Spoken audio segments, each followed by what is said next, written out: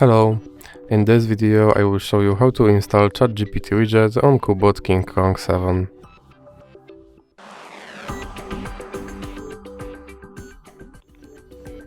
So you have to start with opening your Google Play Store and now click on search bar and type in Wally AI and click search.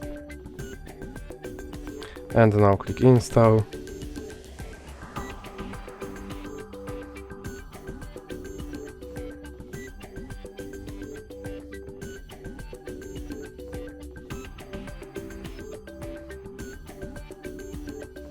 And now you can click open.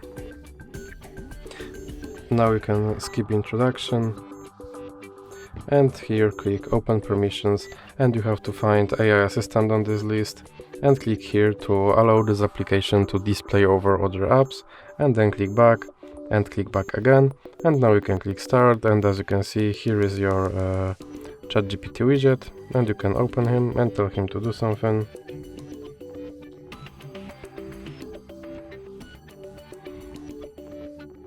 And as you can see, he responded, and if you want to remove him from your screen, just drag him into the X icon in the middle of your screen.